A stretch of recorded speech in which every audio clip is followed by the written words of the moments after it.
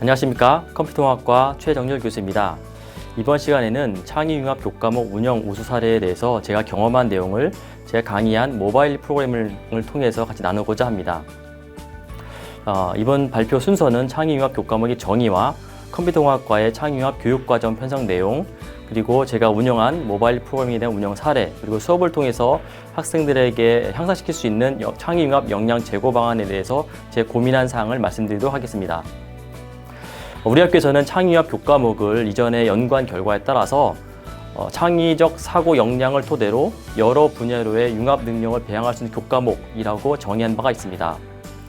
여러분들 과목에서 창의융합 교과목을 선정할 수 있는 기준은 두 가지 아래의 기준을 만족하는 교과목으로 삼고 있습니다. 첫 번째는 우리 핵심 역량인 창의적 사고 역량과 연관성이 높은 전공 역량을 설정한 교과목 중에서 혁신교수법을 적용하거나 창의적 문제 해결이 중점적으로 이루어진 과목을 대상으로 우리가 창의융합 교과목을 선정하고 있습니다. 여기서 혁신교수법이란 PBL, 플립러닝, 전공맞춤형 등 교사학습지원센터에서 정의하는 그 내용이고요. 창의적 문제 해결이라고 하는 것은 이론을 적용한 실습 및 체험활동, 산출물 개발하는 활동, 캡스톤 디자인의 과목 등을 가리킵니다. 컴퓨터공학과에서는 창의융합 교육과정을 다음과 같이 정의를 하고 있습니다. 먼저 컴퓨터공학과의 교육 목적과 인재사항은 지능형 서비스 환경 지원을 위한 융합형 소프트웨어 인재 양성이 교육 목적이고요. 이 교육 목적을 달성하기 위해서 창의융합형 소프트웨어 인재 실무 인재 양성을 인재사항으로 설정하고 있습니다. 이러한 교육 목적과 인재사항을 달성하기 위해서 글로벌 교양 교육, 창의성 교육, 실무 교육, 전문 개발 교육을 교육 목표로 설정하였습니다. 그리고 컴퓨터공학과는 총 10개의 전공 영역을 설정하였는데요. 다소 다른 과에 비해서 많게 설정되어 있는데 이것은 공학인증에서 요구하는 전공 능력을 달성하기 위해서 총 10개의 역량을 설정하였습니다. 이런 전공 역량과 우리 학교에 있는 핵심 역량, 5개 핵심 역량 연결한 표가 다음과 같이 되고 있고요. 특별히 창의적 사고 역량과의 높은 연관성을 갖고 있는 문제 정의 및 모델링, 요구 이해 및 설계, 지식 응용, 그다음에 기술 변화 적응, 개발 협력 역량이 창의적 사고 역량과 높은 관계성을 갖는다라고 말씀드릴 수 있겠습니다. 앞서 말씀드린 이제 혁신교수법이 적용된 교수법을 적용한 결과 컴퓨터공학과에서는 창의융합 대상 교과목으로 C 프로그래밍 응용, 창의적 공학 설계, 자바 프로그래밍 응용, 모바일 프로그래밍, 머신러닝, 전공종합 설계 1과 2가 창의융합 대상 교과목으로 선정할 수가 있습니다.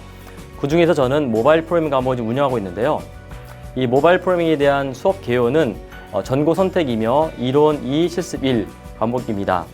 그리고 3학년이 개설되어 있으며 공학인증에서 요구하는 설계 1학점을 제공하고 있습니다.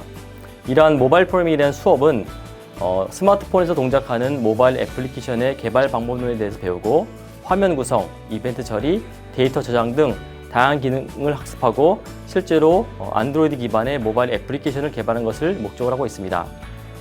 이 수업에는 총 3개의 전공 역량이 설정되어 있습니다. 또한 역량별 수업 목표가 다음과 같습니다. 먼저 문제 정의 및 모델링 역량에 대한 수업 목표는 사용자가 필요로 하는 모바일 애플리케이션의 기능, 즉 요구사항이 무엇인지 파악을 하고 요구사항을 바탕으로 안드로이드 애플리케이션의 개발 방법을 제시할 수 있다입니다. 요구 이해 및 설계 역량은 모바일 애플리케이션을 개발하기 위해서 필요한 프로그래밍을 습득하고 안드로이드 스튜디오가 제공하는 SDK를 이용하여 애플리케이션 개발할 수 있다, 설계할 수 있다가 수업 목표입니다. 개발 협력 역량은 팀원 능력을 고려하여 업무를 분장하고 협동 능력을 발휘하여 애플리케이션 개발한 것이 수업 목표로 설정되어 있습니다. 이에 따른 역량별 교과목 수행 준거도 다음과 같이 설정이 되어 있습니다. 문제 정의 및 모델링 역량은 삶을 윤택하게 할 수 있는 안드로이드 앱 개발 방법론을 제시할 수 있다. 이고 요구 이해 및 설계 역량은 스마트폰에서 동작하는 안드로이드 애플리케이션 개발 방법을 익혀 요구사항과 제한 조건을 반영한 애플리케이션을 설계할 수 있다입니다. 마지막으로 개발 협력 역량의 수행 준거는 개발 과제 수행에 있어 자신의 역할을 이해하고 협동 능력을 발휘하여 팀 성과에 기여한다입니다. 앞서 말씀드린 바와 같이 이 모바일 프로그래밍은 공학인증에서 요구하는 설계 과목으로 운영이 되고 있습니다. 설계 구성 요소로는 목표와 기준의 설정, 요구 분석, 설계, 구현, 시험, 그리고 평가의 6가지 단계로 이루어집니다. 그 중에서 본 수업은 평가를 제외한 5가지 요소로 이루어집니다. 각각의 요소에 대한 내용을 말씀드리면 목표와 기준의 설정에 있어서는 설계 제한 요소를 고려하여 개발하고자 하는 대상 애플리케이션을 선정합니다. 다음으로 요구 분석 단계에서는 기존의 상용 앱을 분석함으로써 개선할 기능이나 추가할 기능을 제시합니다. 설계 단계에서는 요구 분석을 반영하여 개발하고자 하는 기능을 구현할 수 있도록 UI 및 자바 클래스를 설계합니다. 이 설계 내용을 바탕으로 실제 구현하는 단계에서는 설계서에 따라 단위 기능을 개발합니다.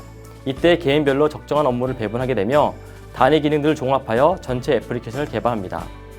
마지막 시험 단계에서는 요구사항을 포함한 제안서에 따라 애플리케이션의 화면 구성 및 동작을 확인한 것으로 이루어집니다.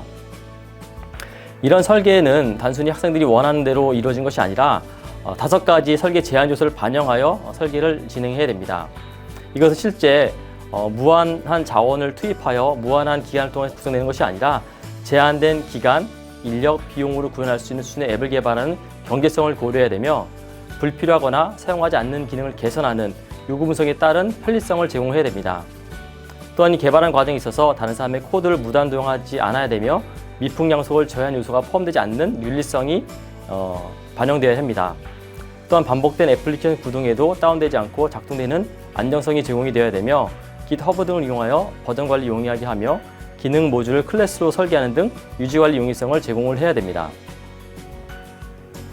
자, 이러한 내용을 바탕으로 총 15주차의 수업을 설계하였습니다. 특별히 최소한 5주 이상은 설계 내용을 반영할 수 있도록 구성이 되어 있으며 이 파란색으로 표현되는 부분이 설계 프로젝트 진행과 관련된 내용입니다. 그래서 2주차에는 목표 설정 단계, 11주차에는 요구 분석, 12주차에는 설계, 13주차는 설계, 14주와 15주에는 구현과 시험 단계로 이루어져 있습니다. 본 수업의 효과적인 수업을 위해서 각각 역량별로 다양한 수업 방식을 제공하고 있습니다. 문제 정의 및 모델링 역량에서는 강의식과 학생들에 대한 실습과 실기, 협동 학습이 적용되며 요구 이해 및 설계 역량에서는 실습 및 실기, 학생들의 발표, 협동 학습이 진행됩니다. 마지막으로 개발 협력 역량에서는 발표와 협동 학습이 이루어집니다. 또한 이러한 역량이 잘 습득되었는지에 대한 내용을 평가하기 위한 도구와 수행 준거가 마련되어 있습니다. 수행 준거는 앞에서 말씀드린 바와 같으며 문제 정의 및 모델 역량에 대한 평가 도구로는 지필 시험, 기말고사와 수행과제 발표가 있습니다. 요구 이해 및 설계 역량에는 수행과제 발표, 그다음 실습, 개발 결과물, 에세이 및 보고서, 포트폴리오로 이루어집니다. 개발 협력 역량은 수행과제 발표와 개발 결과물로 평가를 하고 있습니다. 이 수업에서 가장 핵심적인 부분은 이론적인 수업을 아는 것도 중요하지만 실제 학생들이 안드로이드 애플리케이션 개발할 수 있는가에 대한 능력을 배양하는 것입니다. 이것을 위해서 팀 프로젝트를 운영하고 있는데요. 팀 프로젝트의 과업은 안드로이드 애플리케이션을 개발하는 것입니다. 과제 내용으로는 실제 사용되고 있는 안드로이드 애플리케이션의 화면과 기능을 분석하고 창의적인 주제의 안드로이드 애플리케이션에 대한 개발 설계서를 작성하는 것입니다. 이러한 설계서를 바탕으로 실제 동작하는 애플리케이션 개발하는 것을 내용으로 담고 있습니다. 팀 구성은 학생들이 자율적으로 구성하되 3명으로 제한하고 있습니다.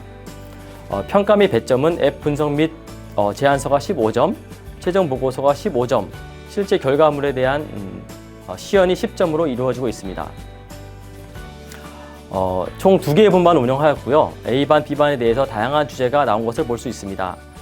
팀 프로젝트 주제에 대해서는 제가 특별히 제한하지 않고 학생들이 자율적으로 하도록 제가 한 바 학생들이 PC 조립 견적 앱, 운동기록 앱, 그다음 대학생활, 학생 안전도 제고, 구독상품 결제 관리, 군생활 관리 등 다양한 주제를 제안한 것을 볼 수가 있습니다. 자, 이러한 수업을 통해 학생들이 얻은 수업 성과를 분석해 보면 제안서 부분에 대해서 A반과 B반에 대해서 평가한 내용입니다. 총 20점 만점을 현재 되어 있고요. 그리고 전체적으로 평균 이상의 점수를 얻은 것을 볼 수 있습니다. 최종 보고서는 이제 30점 만점으로 되어 있는데 다소 좀 가우시안 형태의 다양한 고른 분포를 나타낸 것을 볼 수가 있습니다. 기말고사는 지필고사 되어 있지만 실제 학생들이 간단한 기능의 앱을 개발하는 것을 제가 과제로 주었습니다. 그래서 주어진 3시간 동안에 주어진 기능을 개발하는 기능으로 되어 있는데요. 실제로 학생들 팀 과제 같은 경우는 여러 학생들이 이루어져 있기 때문에 개발 학생들에 대한 능력을 평가하기 어렵기 때문에 기말고사를 통해서 학생들의 실제 개발 능력을 평가할 수가 있었습니다. 따라서 점수를 보게 되면 학생들에 대한 능력이 고르게 분포되는 것을 볼 수가 있습니다. 또 본 수업을 통한 역량 난성도를 평가해 보았는데요. 분반 A와 분반 B가 전체적으로 약간의 차이가 있는 것을 볼 수 있습니다. 문제 정의 및 모델 역량은 분반 A 같은 경우 4.27과 분반 B 4.16, 요구 이해 및 설계 역량은 분반 A는 4.2, 분반 B는 4.19, 개발 협력 역량은 4.41에서 4.27 정도로 되어 있고요. 분반 A가 전체적으로 약간 높은 정도로 나타난 것을 볼 수가 있습니다. 강의 평가 점수도 분반 A와 분반 B 학과 평균과 비교해 볼 때 분반 A가 전체적으로 분반 B보다 약간 높은 정도를 볼 수가 있고요. 분반 A와 분반 B 모두 학과 평균보다 다소 높은 수준으로 나타난 것을 볼 수가 있습니다. 특별히 주목할 점은 학생들의 수업 태도가 다소 높은 편으로 나타나 있고 수업 결과와 수업 내용도 다소 높은 편으로 나타난 것을 볼 수가 있습니다. 제가 구체적인 그 학생들의 결과물을 제시하지 않은 것이 시간상 좀 아쉬운 점이 있는데요. 이 수업을 제가 한 학기 동안 운영한 결과 좀 전공의 역량, 창의융합 역량을 향상시키기 위해서 다소 개선할 점이 도출된 것으로 나타나 있습니다. 특별히 전공 역량에 대한 수행 증거와 교육 목표에 대한 적절성을 검토한 결과 다소 좀 개선이 필요하다고 나타났는데요. 문제 정의 및 모델 역량은 기존은 삶을 윤택하게 할 수 있는 안드로이드 앱 개발 방법을 제시할 수 있다고 되어 있는데 학생들의 창의성을 높이기 위해서는 보다 적극적으로 창의적인 주제의 안드로이드 앱 개발 방법론을 제시할 수 있다로 개선한 것이 바람직하다라고 생각하게 되었고요. 요구 이해 및 설계 역량에서는 기존에는 스마트폰에서 동작하는 안드로이드 개발 방법론을 익혀 요구사항과 제한 조건을 반영한 애플리케이션을 설계할 수 있다 해서 좀 더 단순하고 명확하게 사용자 요구를 반영하여 모바일 애플리케이션을 설계할 수 있다로 변경한 것이 바람직하다고 나타났습니다. 다음으로 수업 목표에 대한 개선점이 도출되었는데요. 문제 정의 및 모델링 역량은 삶을 개선할 수 있는 창의적인 아이디어를 도출할 수 있다. 도출한 아이디어 실현을 위한 안드로이드 애플리케이션 개발 방안을 제시할 수 있다로 수정하고 요구 이해 및 설계 역량에 대해서는 기존 앱 분석을 통해서 사용자 요구가 무엇인지 파악할 수 있으며 사용자 요구를 수용하여 모바일 애플리케이션 설계할 수 있다로 변경하는 것이 바람직하다라고 생각되었습니다. 또한 팀 프로젝트 주제를 선정하는 데 있어서도 개선점이 좀 도출이 필요하였는데요. 앞선 주제에 대해서 학생들에게 자율성을 100% 부여하였는데 그것보다는 창의성을 좀 제고하기 위해서는 약간의 좀 가이드가 필요하다라는 생각이 들었는데요. 먼저는 전년도에 수행한 팀 프로젝트의 주제 및 내용을 리뷰해서 바람직한 주제가 무엇인지 예시를 제시하는 것이 필요하다라는 생각이 들었고요. 학과 졸업작품으로 개발된 앱의 주제 및 내용을 리뷰하여 마찬가지로 졸업작품을 연계할 수 있는 우세한 주제가 무엇인지 파악할 수 있도록 하는 것이 바람직하다고 생각되었습니다. 또한 최근에 가장 인기가 높은 앱의 주제 및 내용을 리뷰하여 사용자가 무엇을 표현하는지 파악하도록 하였습니다. 또 외부 공모전에 선정된 앱의 주제 및 내용을 리뷰하여 어떤 앱이 창의적이고 그 내용이 무엇인지 파악하도록 하였습니다. 또한 스마트폰의 센서 및 하드웨어 기능을 활용하거나 공공데이터 및 빅데이터 활용, 머신러닝 등의 기술을 활용하는 것이 좀 바람직하다라고 좀 제안하고 다만 단순한 음식점 리뷰 앱, 운동기능 앱, 대학생 앱과 같은 것은 지양하도록 학생들에게 가이드하는 것이 바람직하다라고 생각되었습니다. 또한 팀 프로젝트 운영하는 데 있어서도 현재는 제안서에 기존 앱을 분석하는 내용과 제안 내용을 모두 담아서 작성하는데 이것을 두 개의 과제로 분리해서 부여하는 것이 바람직하다는 생각이 들었습니다. 왜냐하면 기존 앱을 분석을 통해서 사용자 요구를 분석하는 과정을 수행하고 제안서에는 창의적이고 다양한 분야의 융합적인 기능이 포함된 애플리케이션을 제안하도록 하였습니다. 그리고 제안서를 제출하기 전에 기본 아이디어를 담당 교사의 미팅을 통해서 창의적인 측면, 사용자 가치 측면, 구현 난이도 측면 등에서 그 적절성을 파악하고 그 결과를 바탕으로 제안서를 작성하도록 가이드하는 것이 바람직하다고 생각이 되었습니다. 더불어 프로젝트의 결과물을 단지 수업에 있는 과제물로 끝나는 것이 아니라 외부 공모전과 졸업작품과 연계될 수 있도록 지도하도록 할 계획입니다. 다만 한 학기에 배운 내용을 가지고 높은 완성도를 앱을 개발하는 것이 어렵기 때문에 학생들이 개발 결과물에 고려할 때는 앱의 목표를 낮게 설정할 수밖에 없는데 비록 최종 결과물 완성도가 좀 높지 않더라도 좋은 아이디어, 창의적인 아이디어를 제안한 것을 더 바람직하게 제시하고 평가하도록 그렇게 할 계획으로 있습니다. 짧은 시간이나마 제 수업을 통해서 이제 창의융합 교과목에 대한 운영 내용을 말씀드렸는데요. 아마 많은 교수님들께서 비슷한 고민을 하시고 있을 것 같습니다. 특히 창의적인 아이디어를 제공하는 것이 학생들에게 100% 맡기면 좋은 것이 나올 것 같지만 또 때로는 그렇지 않은 것을 볼 수가 있습니다. 그래서 적절하게 교수님들께서 학생들에 대한 학생들이 좋은 아이디어 낼 수 있도록 가이드하고 지도하는 것이 바람직하다는 것이 저의 생각입니다. 그래서 많은 교수님들께서 많은 담당하신 과목에서 창의융합 교과목을 운영하셨으면 하는 바람으로 발표를 마치도록 하겠습니다. 감사합니다.